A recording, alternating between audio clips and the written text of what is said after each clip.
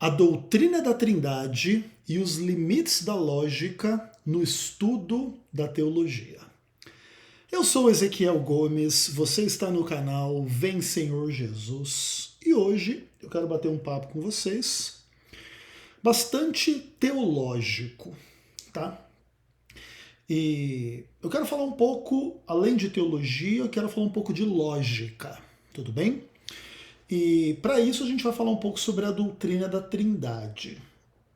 E eu creio que uma das funções espirituais da doutrina da Trindade é demonstrar para a gente que a lógica humana ela tem limite na hora de tratar com algumas questões que tem que ver com a revelação divina e com a doutrina cristã. Tudo bem?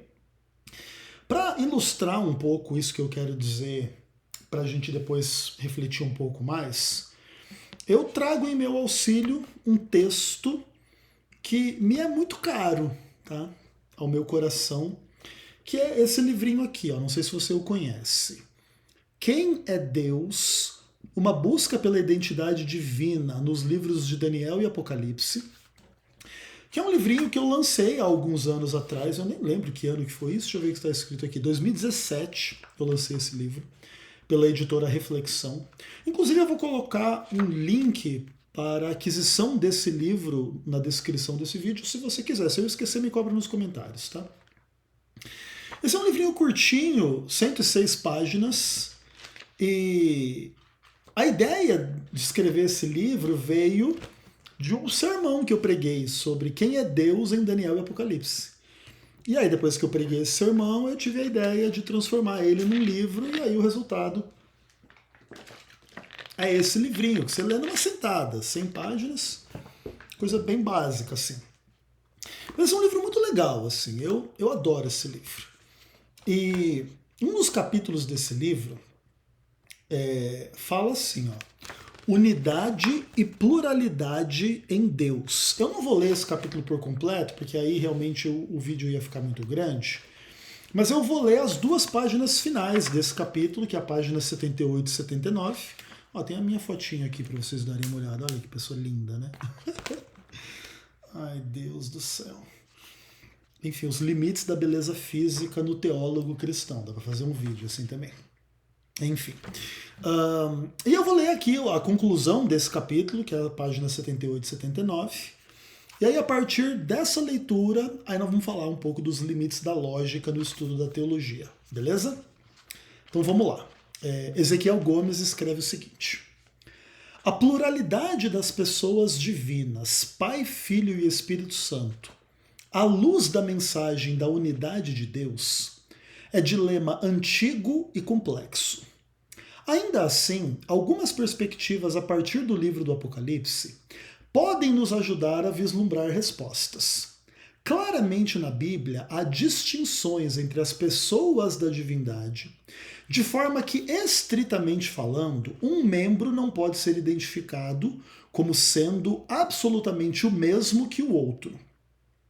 Que o Pai seja Pai do Filho é mensagem que pressupõe de forma clara certa diferença entre um e o outro, ainda que o conteúdo e o sentido de tal diferença não seja objeto de revelação, além de que um é o Pai e outro é o Filho.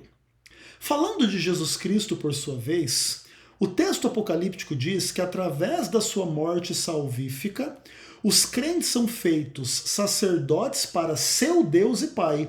Apocalipse capítulo 1, versos 5 e 6.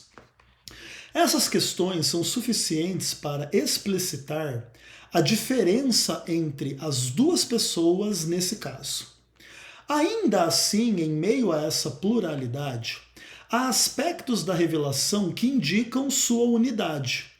Resumidamente, podemos indicar alguns fatos.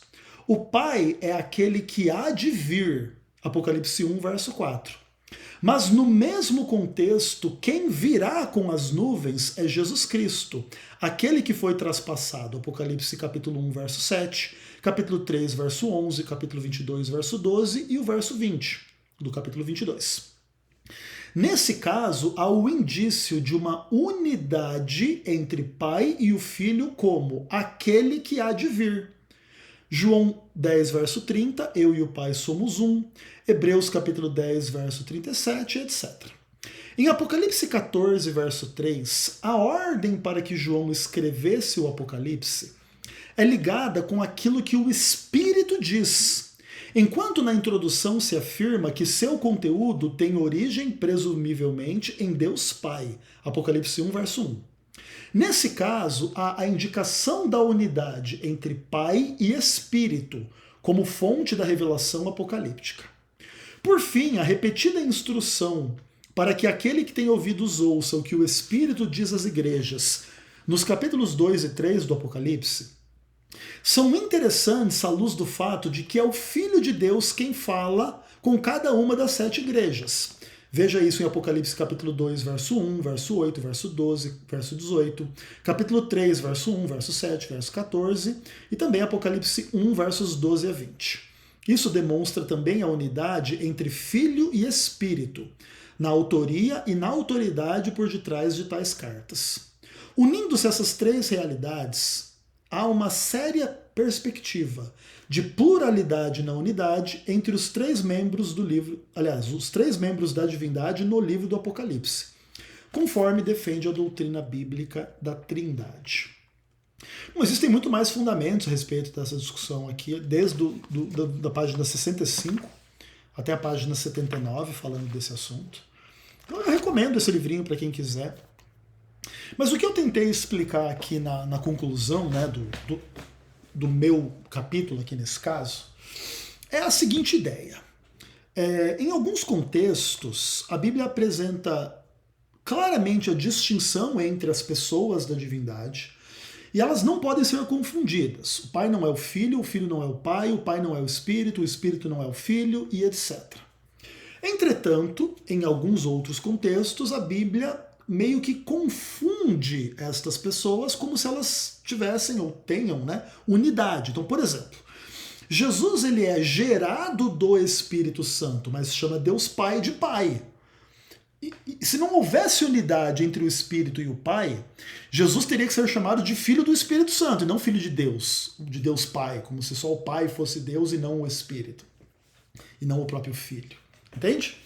Então, o fato de Jesus ser gerado do Espírito e ser chamado Filho do Pai demonstra unidade entre o Espírito e o Pai. E a gente poderia citar outras questões, né? Por exemplo, quando Jesus fala, quando Filipe pergunta para ele, mostra-nos o Pai e isso nos basta. E Jesus responde, estou convosco. Credes que o Pai está em mim e eu estou no Pai por causa dessas obras. E Jesus fala claramente, quem vê a mim, vê o Pai. Nesse aspecto, Jesus se confunde com o Pai, ainda que em alguns contextos ele chame o Pai de seu Deus, e etc e tal, o meu Deus, o seu Deus, etc e tal. Demonstrando que existe uma tensão entre a separação das pessoas e a unidade entre as pessoas. E aqui o exemplo que eu dou também no texto que eu li, quem tem ouvidos ouça o que o Espírito diz às igrejas, mas quando você vai ver quem é que está dizendo, é aquele que tem a espada de 2 gumes saindo da sua boca, é aquele cujos olhos são como fogo, que é uma descrição de Cristo, né, no Apocalipse capítulo 1. Então, quem conversa com as 7 igrejas é o próprio Cristo, e no fim é o que o Espírito diz, porque tem unidade entre eles. Enfim. E aí eu concluo aqui a minha reflexão nesse capítulo do livro, falando então que aqui existe uma perspectiva séria de pluralidade e unidade entre os 3 membros da divindade, conforme defende a doutrina bíblica da Trindade. Beleza. Só que agora então começa a nossa reflexão, né? Então, porque já estão estabelecidos mais ou menos aí os fatos bíblicos. E, obviamente, que grupos antitrinitarianos podem tentar fazer leituras um pouco diferentes dessas que eu estou fazendo aqui em relação a essas dinâmicas, o que, inclusive, demonstra exatamente a dificuldade de discutir a lógica humana em relação a essas questões, porque o que acontece? O texto bíblico ele apresenta esses fatos, mas ele não apresenta a explicação desses fatos. E a explicação ela é deixada a cargo da comunidade religiosa, supostamente guiada, ou enfim, pelo próprio Espírito Santo, né?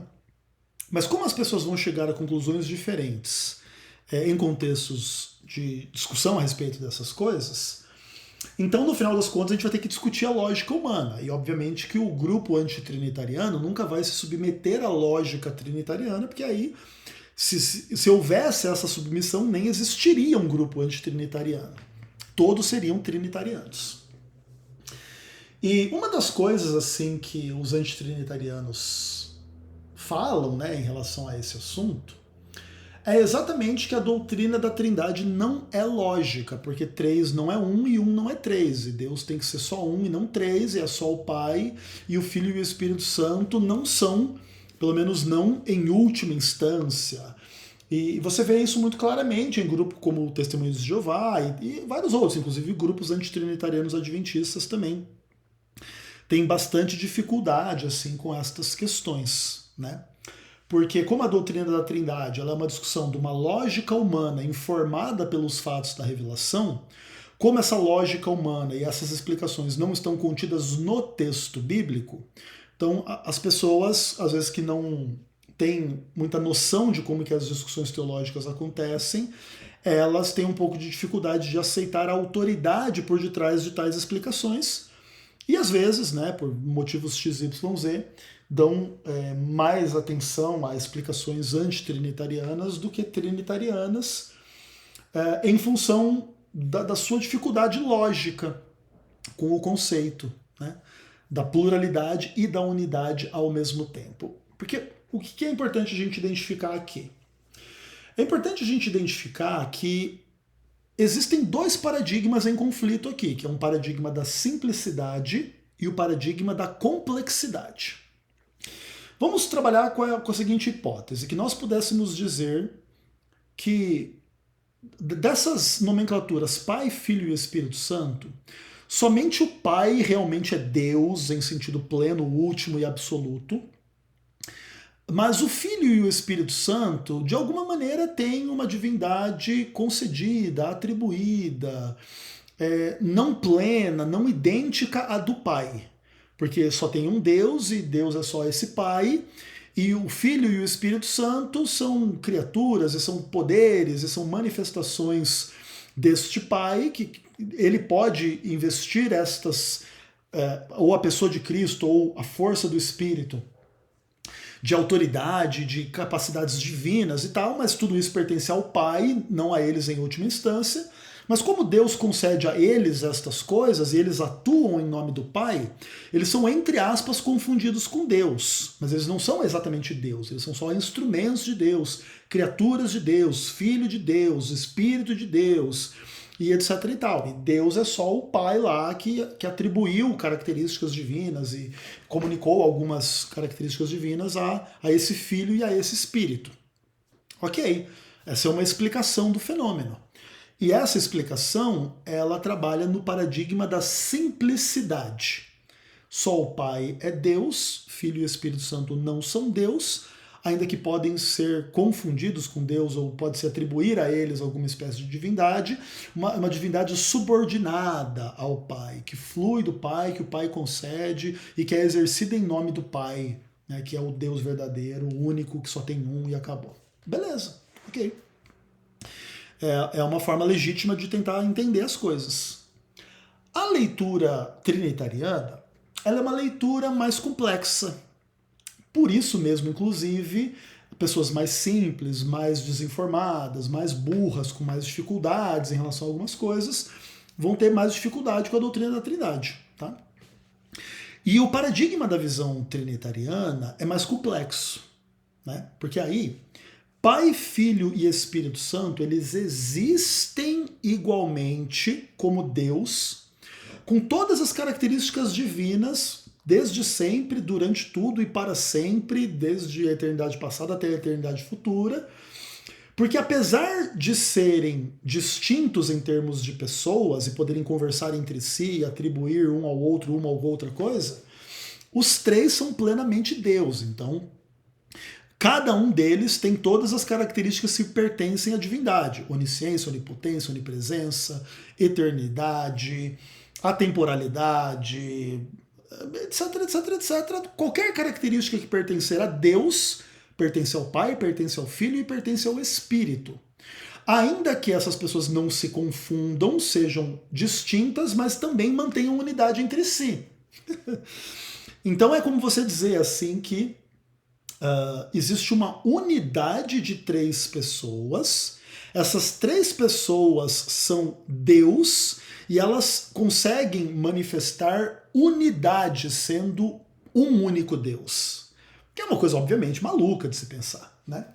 São as 3 pessoas da divindade. Aí alguns gostam de usar termos como unicidade, triunidade, etc., para falar, né, dessa unidade de 3, dessa. Ou alguns falam de unicidade como é um só, que só um desses 3 que é realmente Deus. Mas o paradigma trinitariano, da triunidade, vamos dizer assim, é o paradigma da complexidade, é um paradigma mais difícil e tal, e tal, e tal, e tal, e tal, e tal. Bom, aí a gente começa a tentar entender algumas coisas. Um dos problemas da doutrina da Trindade tem que ver com o fato de que essa doutrina ela tem toda uma história dentro do cristianismo que não nasceu pronta. Tá? A doutrina da Trindade ela não nasce pronta e a gente tem um outro problema de que a linguagem da doutrina não é exatamente a linguagem da Bíblia. Isso não acontece só com a doutrina da Trindade, isso acontece com as doutrinas de forma geral. Tá? Mas isso também existe, né, na discussão da doutrina da Trindade. Então, a linguagem doutrinária trinitariana, ela é derivada da Bíblia, mas ela é uma linguagem de segunda ordem, ela é uma linguagem de implicações lógicas dos textos bíblicos. E aí vai se dizer, né, por exemplo, da cristologia de Calcedônia, do concílio de Calcedônia. Você vai ter depois discussões sobre o concílio de Nicéia. A mentalidade conciliar também ó, é uma discussão, vamos dizer assim, até a parte, né, dessa discussão que a gente está fazendo aqui, mas que também tem a ver com ela, porque é a discussão de lógicas humanas, do entendimento da comunidade, como que as pessoas são ou não percebidas e como que os grupos se organizam em termos de entendimentos XYZ. Deve estar tendo barulho de caminhão aqui, agora é 2 horas da manhã, mas tem uns caminhão aqui nessa rua, enfim. São Paulo, né? Mas é tudo muito interessante, assim. E a história da doutrina da Trindade, ela é uma história que foi, né, muito intensamente discutida, primeiro a partir de discussões cristológicas, depois de discussões pneumatológicas e depois vai se fazer o fechamento estabelecendo a noção da triunidade, né, em Deus. E obviamente que essa é uma história antiga, profunda, complexa, e que está muito embebida em discussões de terminologia filosófica grega. Os próprios termos como hipóstase, pericorese, tem um monte de termos específicos, né, da doutrina da Trindade, união hipostática, para falar da humanidade e da divindade de Cristo, as 2 naturezas, sei lá o quê, enfim, é tudo muito louco, assim, muito interessante. O próprio cisma entre a Igreja Católica do Oriente e do Ocidente tem que ver com essas discussões, né, se ele era da mesma natureza ou não, da mesma essência ou não. Tem lá os termos grego homoiossos, né, não sei se fala assim, ou como é que é aqueles termos lá. Tudo muito louco, assim, muito legal, assim. E como essa é uma discussão super profunda, super antiga, e que também tem o lado filosófico, tem o lado da terminologia, tem um monte dessas coisas, a doutrina da Trindade ela é sempre foco de discussões e de problemas, especialmente entre as pessoas que querem ter uma mentalidade mais protestante e discutir as coisas a partir da leitura bíblica e não da leitura histórica do catolicismo, que foi desenvolver a doutrina da Trindade. E aí o protestante crê ou não crê na doutrina da Trindade, e a mesma doutrina, a mesma compreensão. E aí existe um pouco a ideia de que o catolicismo usou um template filosófico, especialmente tirado de Aristóteles, para definir um pouco alguns aspectos lá do motor imóvel que move a tudo, né? É um motor que move tudo, mas que ele mesmo não se move. Para falar um pouco da doutrina da Trindade, ou para falar de aspectos da característica de mutabilidade divina, etc. Que inclusive tem discussões interessantes a esse respeito, né? o filho se torna filho depois que ele encarna no mundo ou ele já é filho desde toda a eternidade? O Espírito Santo, ele procede do Pai e do Filho, ou ele já é um com o Pai e o Filho desde a eternidade? E aí, inclusive, existe a noção de que alguns textos bíblicos podem dar uma impressão X, outros podem dar uma impressão Y. É tudo muito louco, assim, tem inúmeras questões muito legais. Mas no final das contas, o que a doutrina da Trindade realmente nos ensina é que a lógica humana ela tem limites na hora de tratar as questões da revelação divina. Na minha visão, isso não quer dizer que a revelação divina é ininteligível, que você não pode tratar ela com lógica. Você pode e deve. Entretanto, você tem que entender que a lógica humana, ela naturalmente, até pela própria lógica, não deveria ser confundida com aquilo que está acima da humanidade, né? Que é Deus, vamos dizer assim, né? E até mesmo, talvez, o diabo, ou algumas coisas assim que estão implicadas na revelação divina, mas não estão explicadas. Então, por exemplo, como que se relaciona a questão da soberania de Deus, da liberdade humana? De que a gente é pecador e santo ao mesmo tempo quando a gente crê em Cristo. E um monte de paradoxos e questões complexas da revelação que a gente pode afirmar, mas não consegue explicar 100%. Porque são paradoxos, são questões difíceis, são questões complexas. E em grande medida a doutrina da Trindade é a maior dessas questões, é a mais difícil, é a mais complicada. E por isso ela é um grande alerta de que a gente pode afirmar algumas coisas, mas nem sempre a gente pode explicar diante de toda a curiosidade. Por exemplo, em que termos, em que sentido, como que se explica a pluralidade e a unidade entre as três pessoas da divindade? Ninguém sabe. Literalmente ninguém sabe, porque o texto bíblico não explica. A gente pode tentar explicar, a gente pode tentar dizer que eles formam uma unidade, de uma comunidade de amor perfeito entre três pessoas perfeitas e idênticas entre si, cuja única distinção é uma ser pai, outra ser filho, outra ser espírito, mas que estão em comunhão perfeita e se entendem perfeitamente e sabem tudo o que o outro sente, pensa e vê, porque é tudo o que ele mesmo pensa, sente e vê. E quando um glorifica o outro, quando um envia o outro, quando um fala do outro, sempre é no sentido de exaltar o outro e a si mesmo nessas características divinas. Então, por exemplo, Hebreus capítulo 2, o teu trono, ó Deus, é para todo sempre. Em tese é um louvor que Cristo recebe do próprio Pai. Inclusive onde o Pai ali identifica Cristo como Deus. O próprio Cristo glorifica o Pai, o próprio Espírito enchia Cristo quando ele foi para o deserto, cheio do Espírito, para ser tentado pelo diabo e vencer o diabo, como desfazendo a tentação de Adão e Eva no Jardim do Éden. E a gente pode tentar imaginar essa comunidade, tentar explicar essa dinâmica, mas é um negócio super complexo, super difícil. A gente entende que tem algo desse tipo, na realidade, a existência de Deus implica estas coisas, porque quando Cristo vem, por exemplo, quem vem nos salvar é Cristo, mas quem nos salva é Deus.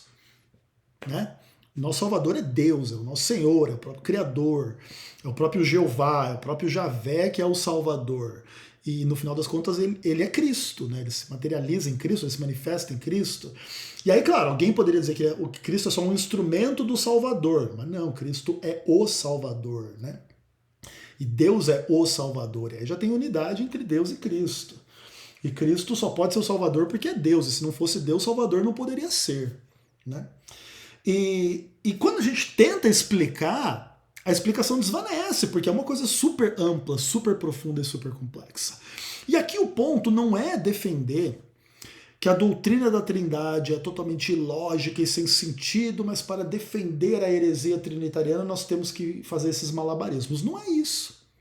Conforme eu li aqui no meu livrinho, todas as questões bíblicas que eu coloquei aqui, elas são bem simples de se entender. E em alguns contextos existe a distinção clara entre Pai, Filho e Espírito, e em alguns contextos existe unidade entre eles.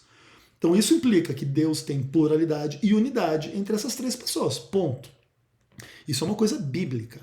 Agora, a explicação, a gente tentar esmiuçar e explica tudo como é e como que é na eternidade, como que é durante a encarnação, como que é depois da encarnação e como vai ser na eternidade.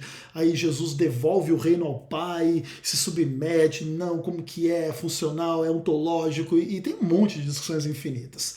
Mas cedo ou mais tarde, quando a gente tenta explicar tudo isso, a gente entende que existem limites da nossa compreensão, da nossa lógica, da nossa linguagem, da nossa forma de falar a respeito destas coisas. Isso não implica que a doutrina da Trindade é uma heresia, só implica que a doutrina da Trindade é uma expressão humana limitada em relação a essa revelação divina, onde Deus ora se manifesta como um e é Pai, como um e é Filho, como um e é Espírito. E os três são um e são três diferentes. Entendeu? Inclusive porque isso é muito óbvio na leitura bíblica. Em várias cenas onde os três estão juntos, por exemplo, você já nem pode dizer que, que o modalismo seria a solução. Né? É interessante, por exemplo, Jesus cheio do Espírito vai ao deserto. Você não pode dizer que Deus se manifestou primeiro como Pai, depois como Filho, depois como Espírito, porque eles estão juntos ali. Ou no batismo, né?